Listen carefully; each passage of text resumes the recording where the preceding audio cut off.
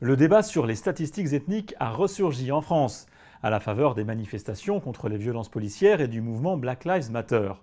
Pour certains, des données sur la couleur de peau ou sur l'origine ethnique permettraient de mieux mesurer les discriminations. Alors, ces statistiques sont-elles réalisables ou sont-elles totalement interdites en France? Comment quantifier le racisme? C'est toute la question. Récemment, la porte-parole du gouvernement, Sibeth Ndiaye, a suggéré d'autoriser les statistiques ethniques, car aujourd'hui, une loi de 1978 interdit par principe, je cite, de collecter ou de traiter des données à caractère personnel qui font apparaître directement ou indirectement les origines raciales ou ethniques. Sauf qu'en réalité, ce même texte dresse une longue liste d'exceptions. Les statistiques ethniques ne sont pas interdites. Elles sont très encadrées.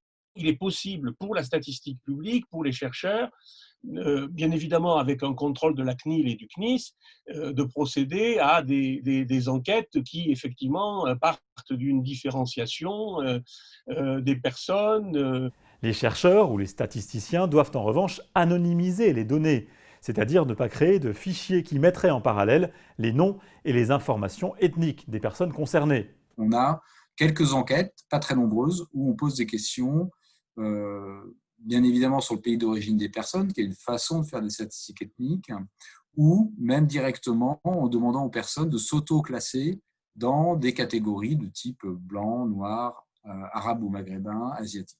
Dans les faits, pourtant, ces dérogations sont très rarement utilisées en France, et certains sociologues le regrettent. On est confronté effectivement à une demande sociétale très forte. C'est-à-dire que les gens ont un sentiment de discrimination très fort.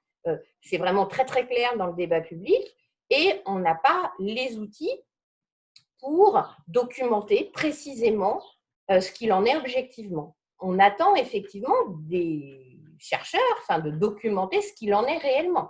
Parce qu'en l'absence de chiffrage objectif, ça laisse la place à des fantasmes éventuels. Une question qui s'est posée au moment de la crise du Covid. Est-ce qu'en France, comme aux États-Unis ou en Grande-Bretagne, les minorités ethnico-raciales étaient surreprésentées dans la mortalité liée à la Covid-19? On ne sait pas. Pour résumer, les statistiques ethniques ne sont pas totalement interdites en France, elles sont strictement encadrées, ce qui pour certains chercheurs empêche de documenter correctement, de chiffrer les discriminations raciales qui touchent une partie de la population française.